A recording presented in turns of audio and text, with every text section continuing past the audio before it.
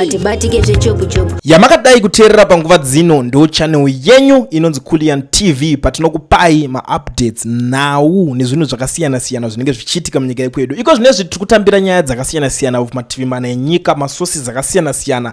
Tiri kunzwa kuti vanhu veZanupf vari kucelebrate kunyanya-nyanya mabig shark, mabig fish vemuZanupf vari kucelebrate kudonha kuri kuita AMH iyo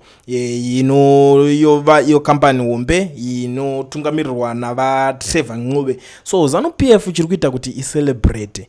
Mareasons acho akawanda, ndichazopinda pane nyaya dzacho tichionesana, but make sure kuti walike tigare tangopinda. Regedza titangire pane one of the commentators from Zanupf, one of the varakashis ari kubuda panapa achitotaura pachena. Ari kuti the scandal here is that government departments are wasting money advertising in failing newspapers that have very little circulation. They are also supporting publications that have been rapidly anti-government, anti-Zanupf and anti-Zimbabwe. If anything, AMH has benefited big from taxpayers' money. That is the Nigirikina according to them. But ndoda kutaya nyatsodiga hard tinyatsonzwisisa nyaya 400k kuti 400k iri kunzi aina kubhadharwa negovernment zviri kumbofamba sei, because AMH ka tozviziva kuti izvo ndo zvibaba, but tinogara tichiona vachiita hondo dzavo dzisingapere nana George Charamba, especially George Charamba. Hadi kuona inonzi Blessed Mhlanga, hadi kana kuona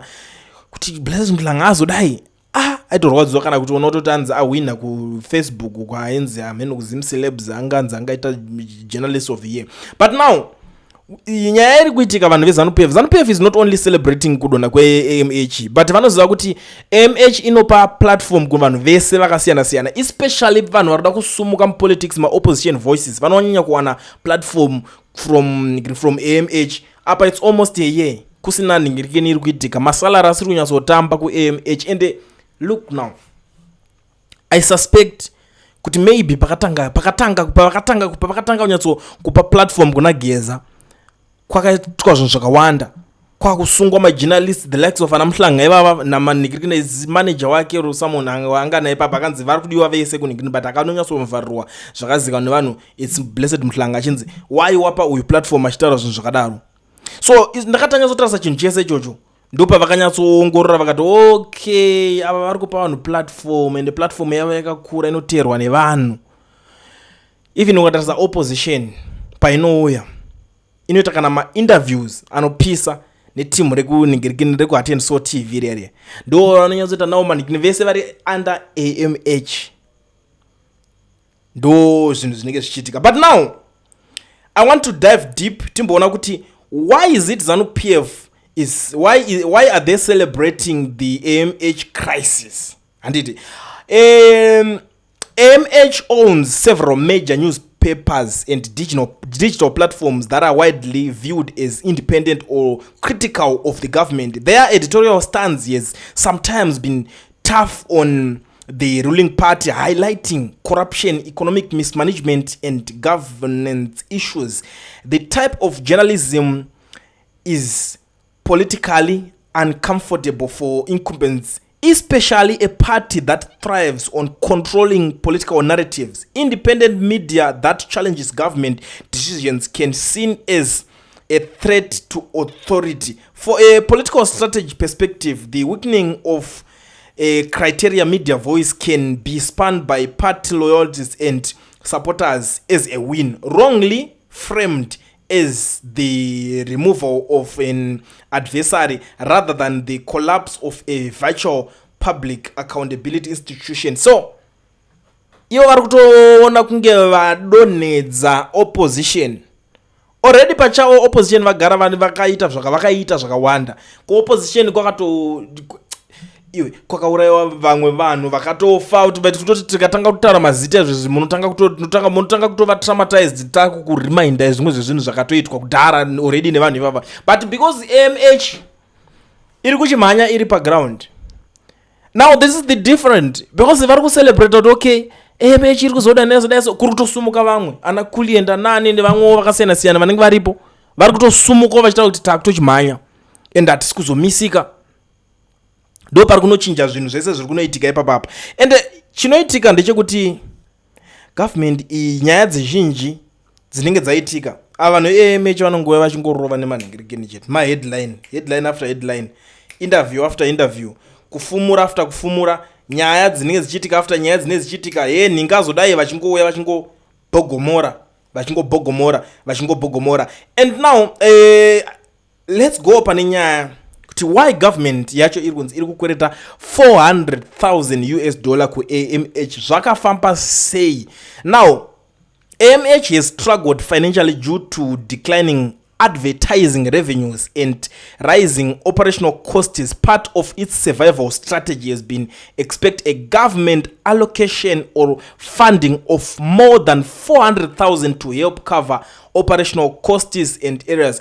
AMH leadership reportedly expected this government support as a critical lifeline, but it has not materialized in full, leaving workers with nearly a year of unpaid salaries and deep financial hardships. And patikuti financial hardships, takaona pane imwe show yanga yatoitwa futi neteam racho ikoko, maybe they were trying to boost their revenue kuti okay, now tikaitawo something chiri self sustaining, tika investa mari, tika spina mari, since kune mari imwe ninge iripo, why can't we venture into something new so that to try kuchi advertise panhingirikini yedu yatinayo iyoyo. And that venue, that show yakaflopa zvekuti I don't know kuti ndozvidaura ndichiti kudii, zvekuti kana munhu acho akaiorganize kana kuti akauya nethat idea kana yakangobvawo kune munhu nje, I think up to now nemabosses ake havasi kutarisana, because normally ukapa artist mari kuti ndakubhadhara tautuzoya chiimba, venue yenyu ikasazara kana zvikasaitika zvinhu izvozvo, you know what will happen? Hapana, vanhu vanongotanga kungoti iyo isusu maartist agara mari havadzosi, anonga toti tatowana madeposit, tawana mari dzedu kudhara, so painzi pakanyura mari iri over 25,000 already, imari yekuti company igara iri kutostruggle, but yakatry kuti okay, for now gatowana let's have something chekuti timbokwanisa kuspina, maybe tingagona kumbokavawo my employees paprofit dzatinenge tawana ipapapa.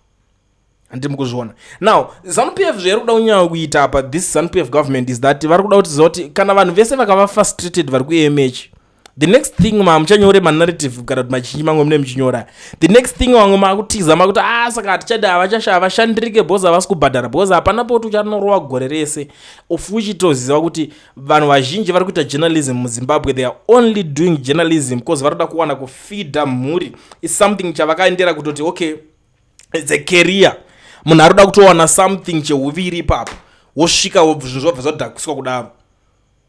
Handiti mukuzviona, ndo panenge pachinyanya kunetsa zvinhu zvacho ipapo. But the reason why ZANU-PF supporters may spin this as good news is because within the party circles of ZANU-PF supporters may intercept or portray the AMH crisis as victory against a hostile media rather than a collapse of free press, a sign that critical voices have been weakened, hosting the ruling party's narrative dominance, a distraction from deeper economic wars that the government doesn't want highlighted.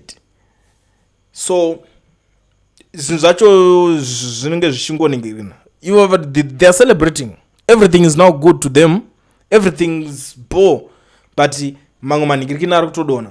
So it's now the fight. I don't know kuti zvakatangana, I don't know ndiana auya neidea iyoyo yekuti vanotanga kunorwisa vanhu venhingirikini vemanewspaper kuti vadoni media, kuti media yese they want to control everything. Vantoziva kuti vakatoti now toda kuti tinge tichiita zvinhu zvedu, like because the reason why they want to control everything is that these people vanana AMH ndo vanhu vanotanga kuexpose even corruption, because ndo vanhu vanenge vari padhuze, even vanhu vacho vari mugovernment they've been working with these newspapers and they are vanotoziva kuti okay they are trustworthy. Ndakatomudza chakadai secret kuti chava nhinga toda kutorowa mari yakadai mangwana unongomuka yatoo panewspaper oshaya kuti yaudzwa nani nyaya yacho. Ndo zvimwe zvezvinhu zviri kusafira this whole thing, because mapolitician mazhinji vangaziva kuti nguva zhinji tingomuka takabhurwa kana kuti dhiri rakabvondora kana kuti ndikutofunga ndakarowa dhiri rangu pena, voshaya kuti asi zvasvika nani ikoko. That's why vari kuzoti okay vese vogara pasi kuti against one nhingirikini toita sei kuti tichidonedze. the reason why they want to control everything. Aumbofa kanzwa kana one munhu anobuda paZBC kana pamanikini pepe achicriticize or kutaura anything bad chiri kuitwa this government. Why? Reasons ndo vanoziva kuti why.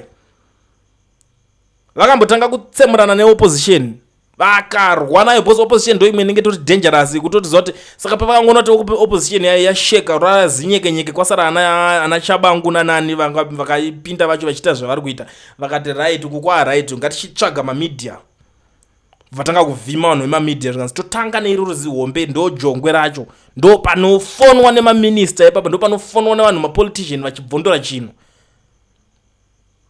ndo kudhagwiswa kuri kuitwa zvinhu zvese ndo patasvika izvi so pamuri kuzoona vari kucelebrata vachitaura zvinhu zvakawanda yo way this government iri kutotambisa mari ichinonigirikana nevanhu ivavo because vakadhakwa havana following havasina following havasina relevance dzangonya dziri kungotaurwa but these people they are celebrating because vakatoona kuti this thing chiri kuitwa ichi ndichekuziva kuti ndo yakasara yachitanga opposition. Alright, to cut the long story short kusura ndichitenderera. And you know what, ZANU-PF's weakening and destruction of political opposition in Zimbabwe is not due to a single tactic but multi-layered strategy involving repression and violence, manipulation of the legal and electoral environment, institution capture, internal destabilization of rival parties, propaganda and narrative control. Zvakawanda, the list is endless. Ndikada kutonyatso zvinigirikina pasi. But what are we saying? Toti zvavari kuita already zvinhu zvese after everything zviri bore here izvi zvekuti manewspaper kunosara kusina rinomirawo richiti guys toda kuti tionesane kuti zvazodai so ninge aba mari toita because hakuna I've never heard this thing. Inini vanhu ndakangoona vachitanga kutoshandwa vachinzi right akazodai vaka ndimike chimombe nemozimpofu ndopa zvakatoperera ndo vatakatoona vachingobuda kwese kwese because ndo vanga vaita against ala Mnangagwa. If you are not against Mnangagwa ndiana noya uchikuti saka nanzi minister kana kuti MP ningazodai azobacha kati ndiani who cares who does that anyway tosangana ipane rimwe since iri Sunday I guess muda kumbanya kumachechi but tinoona uswera tichingokuonesai tichingoonesana nyaya dziri kuitika pakulient tisikudzora tsvimbo kulient uchi uchi uchi uchi uchi uchi uchi uchi uchi uchi uchi